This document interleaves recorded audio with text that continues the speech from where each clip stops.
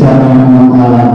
KPU Kabupaten Nabire menggelar tata cara berkampanye pada Pilkada Nabire tahun 2020. Rakor yang digelar di Rumah Makan Sari Kuring, Selasa tanggal 29 September tahun 2020. Diikuti pihak-pihak terkait mulai dari Bawaslu, Pemda Nabire, perwakilan media, kepolisian dan sejumlah tamu undangan lainnya. Rakor dipimpin langsung Ketua KPU Nabire, Wihalmusdege Eskom, didampingi anggota komisioner KPU Nabire lainnya. Secara resmi saya buka.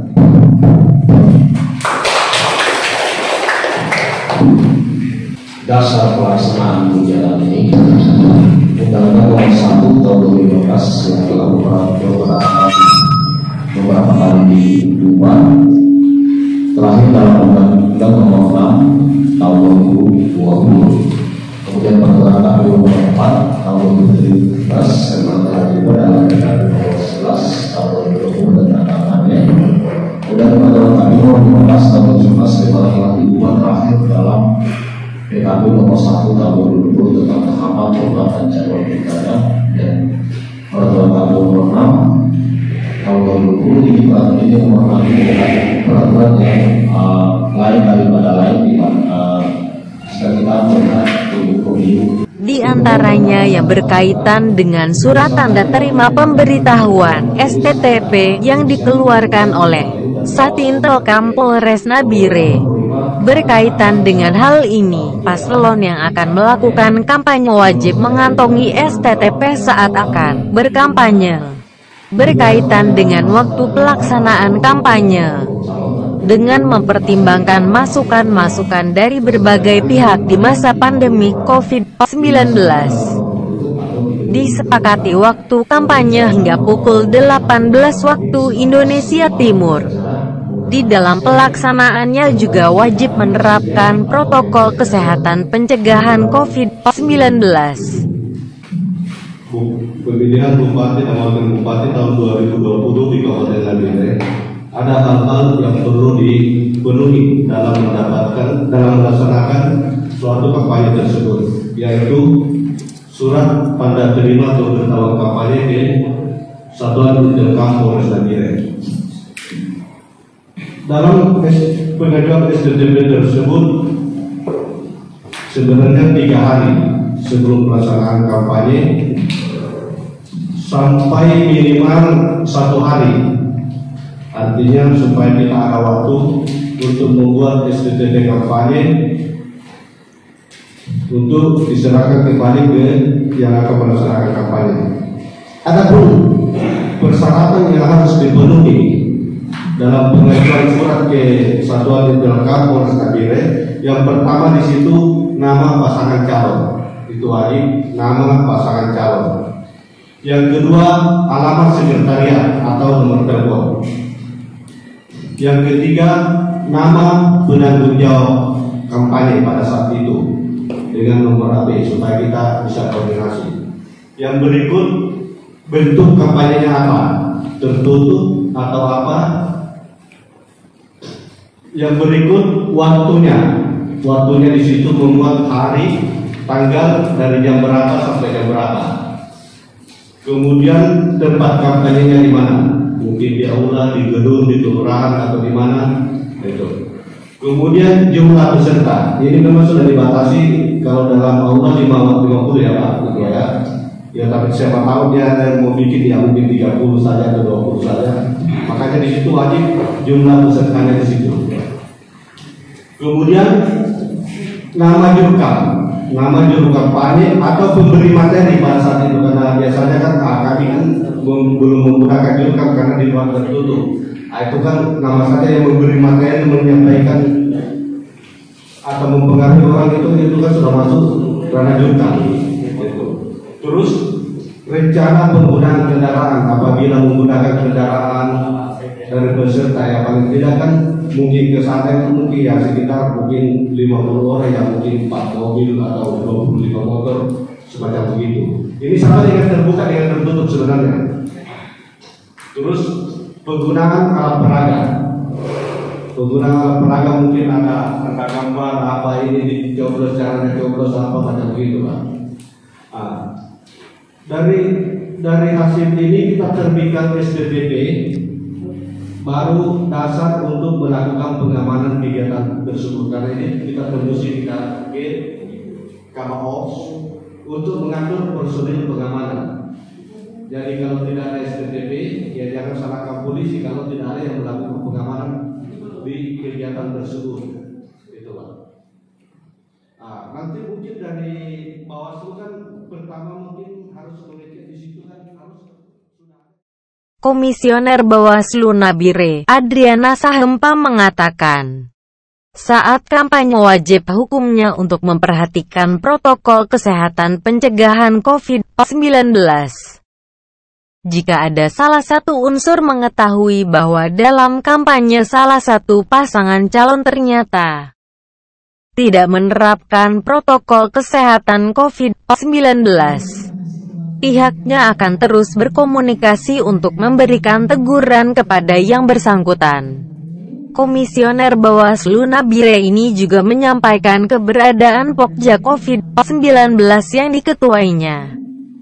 Kata dia, soal Pokja COVID-19 itu dibentuk berdasarkan surat keputusan Bawaslu RI nomor 0561. Diperintahkan untuk membentuk Pokja di setiap daerah pemilihan. Soal siapa yang nantinya memberikan sanksi jika ada pelanggaran. Di dalam Pokja ini ada Bawaslu, di PKPU dan Perbawaslu disampaikan bahwa yang bisa memberikan sanksi adalah Bawaslu. Karena Bawaslu sudah membentuk Pokja, tetap kami akan koordinasi. Kalau mau turun lapangan tidak mungkin jalan sendiri. Tetapi pihak-pihak terkait ada di situ seperti Satpol PP. Apalagi pada saat kita harus menertibkan APK yang kita nilai tidak memenuhi syarat. Otomatis kita akan koordinasi dengan Satpol PP. Jadi Pokja ini menjadi bagian dari Bawaslu ketika dalam aksi-aksi nantinya. Tapi kalau bahasa Perbawaslu itu adalah tugas Bawaslu untuk memberikan sanksi. Actionnya nanti di lapangan itu bukan Bawaslu sendiri. Kami kalau berhadapan dengan banyak orang ya pasti butuh backup dari pihak keamanan, ujarnya. Kepada pasangan calon. Khususnya untuk tim kampanye mereka, pelaksana ya, pelaksana. Kita di Nabire ini belum ada dalam nanti untuk COVID sampai hari ini. Dan itu bukan hanya di Kabupaten Nabire, di seluruh Indonesia rata-rata begitu. Peraturan daerah, baik di tingkat provinsi, di tingkat kabupaten, di tingkat kota, itu rata-rata di Indonesia ini belum ada. Ya karena apa proses pada penetapan satu perda agak panjang dan prosesnya tidak segampang yang orang berpikir itu. Kalau itu munculnya penetapan satu perda tahapan-tahapannya panjang. Sedangkan COVID ini yang bencana alam yang harus ada action cepat, tindakan cepat, makanya. Dalam rakor KPU Nabire juga meminta pihak terkait dalam hal ini Badan Pendapatan Daerah, Bapenda, Nabire untuk menjelaskan terkait retribusi atas pemasangan alat peraga kampanye, APK. Baik itu yang berupa baliho, spanduk, umbul-umbul dan jenis lainnya. Menurut perwakilan dari kantor Bapenda Nabire, ada Perda Nabire yang mengatur hal ini.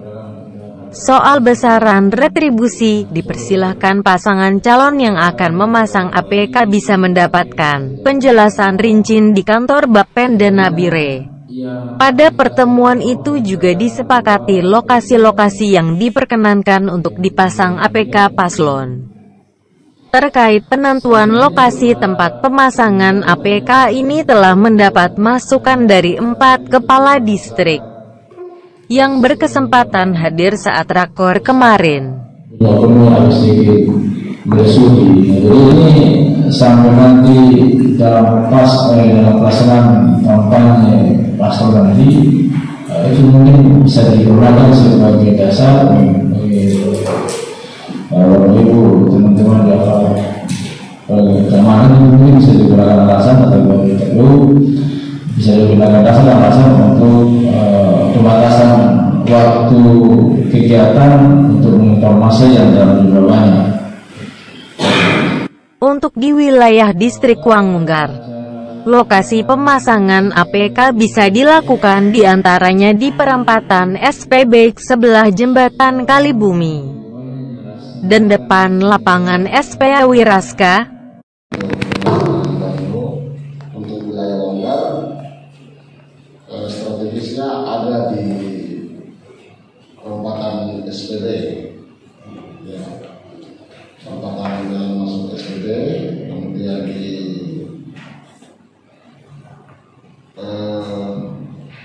kemudian di sebelah Kali Bumi, pas jembatan sebelah, mungkin wilayah itu juga bisa dipakai untuk pemasangan baliho. Dan yang terakhir di depan lapangan di SPA, dirasa mungkin 3 tempat itu yang bisa dipakai ya, untuk pemasangan.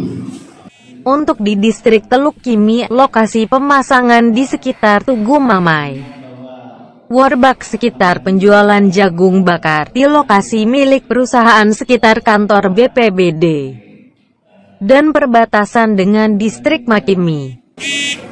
Nah, kalau kami di distrik Teluk ini kami pertimbangkan tempat yang strategis di perempatan Tugu Mamai, itu bisa dipasang, lalu juga dipasang di situ.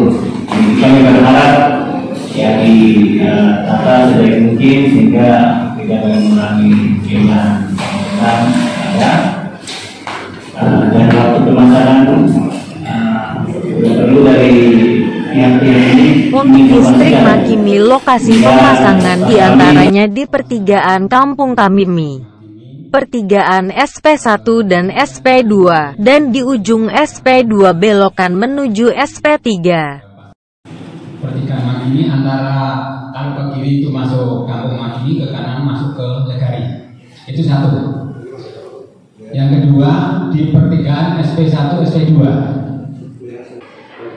Yang ketiga di ujung SP2 di belokan ke arah SP3. Untuk distrik Nabire Barat, pemasangan di lokasi mata jalan SP3 Kompleks Pasar, Pintu Angin Waroki. Kami tanyakan selanjutnya terkait dengan izin pemberitahuan ini, apakah kita semua harus lari ke polsek atau cukup apakah semua harus lari ke Polres melalui satu Indokam atau cukup ke polsek masing-masing? Ini yang perlu kita pastikan dulu. Baca reklame kalau spanduk dan baliho ini sudah sejenisnya reklame, maka setiap kegiatan di Kadang maupun pemilihan dewan itu biasanya mereka harus masing-masing kandidat mereka harus lapor ke Badan Pendapatan Daerah untuk kita bisa kirimkan surat, kemudian memberikan nomor mereka penyelenggara. Karena perda atau perdanya berikutnya yang pengawasan adalah POPD bekerjasama dengan kita Badan Pendapatan Daerah, sehingga bersyarat di RRI kami ada surat waktunya, kami pergunakan jam 10 sampai kemudian suatu waktu acara Nabi menyapa itu. Nah, di situ ada tiga bentuk siaran yang akan kami lakukan kalau memang direkomendasikan atau diakomodir.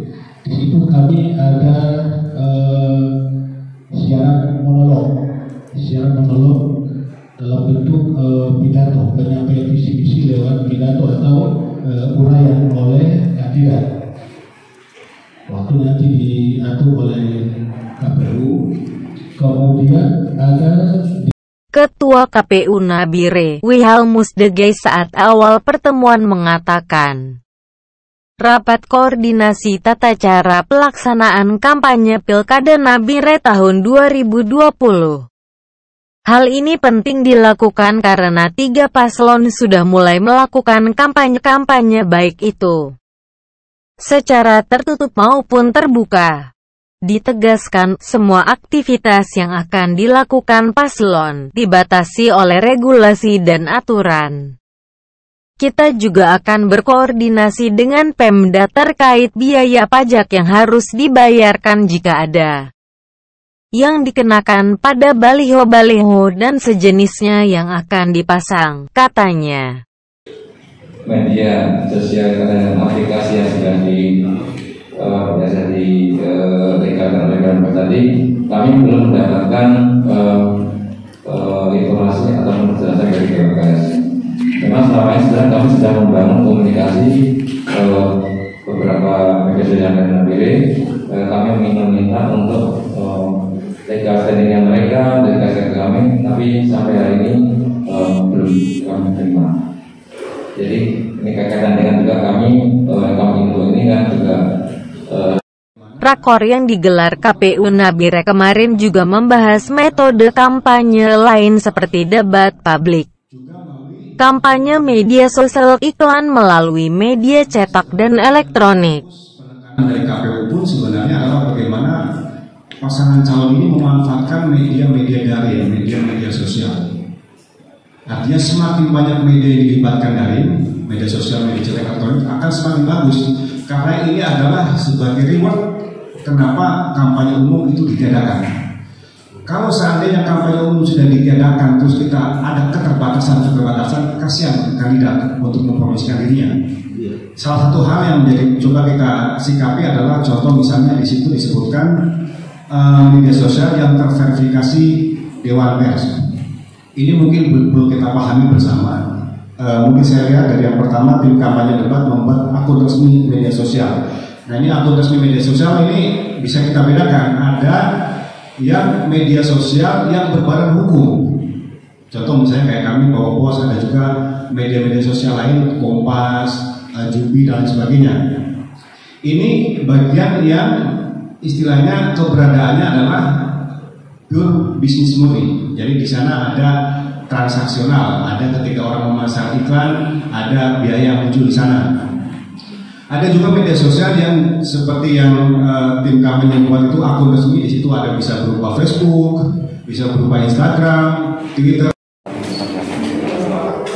Baik, terima kasih. Pada siang hari ini kami KPU telah melakukan rapat koordinasi terkait dengan tata cara pelaksanaan kampanye ya pemilu pada tahun 2020, di mana KPU telah mengundang Bawaslu Kabupaten Nabire, KPU juga telah mengundang pemerintah daerah, KPU juga telah mengundang Kasatpol PP, KPU juga telah mengundang RRI sebagai radio publik, termasuk Dinas Pendapatan Daerah terkait dengan pemasangan baliho ya.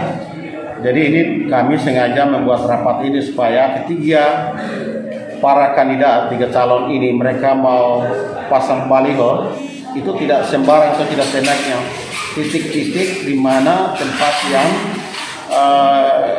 antara KPU, Bawaslu dan pemerintah daerah dalam hal ini kepala distrik sepakat, disitulah mereka bisa pasangkan baliho-baliho dengan ukuran yang telah ditentukan di dalam PKPU.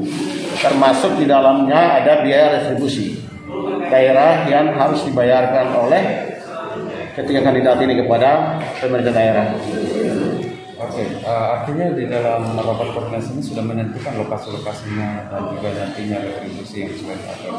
Tadi kita sudah telah tentukan sama-sama. Kepala distrik telah sampaikan masing-masing wilayah kerjanya titik lokasi di mana baliho itu bisa dipasang. Terkait dengan besaran biaya, nanti besok kita akan melakukan pertemuan dengan ketiga paslon dan kita akan menyampaikan kepada mereka untuk soal terkait dengan biaya. Berapa biaya mereka harus bayarkan, kita sampaikan kepada mereka untuk koordinasi dengan Dinas Pendapatan Daerah sebagai regulator yang pegang kontribusi daerah untuk koordinasi dengan mereka. Harapan Bapak itu melalui rapat koordinasi atau cara pelaksanaan kampanye. Harapan kami adalah ya kita semua saling bersinergi. Mari kita sama-sama mensukseskan pemilu kada ini dalam suasana bencana non alam di mana hari ini sedang di mana-mana ya di dunia, bahkan di Indonesia dan kita negara dalam suasana COVID-19. Sehingga rapat ini telah kita menghasilkan poin-poinnya, poin-poin penting, dan poin-poin penting ini yang besok KPU akan menyampaikan kepada ketiga paslon, dan harapan kita mereka harus patuhi itu. Itulah kesepakatan kita bersama. Baik, terima kasih.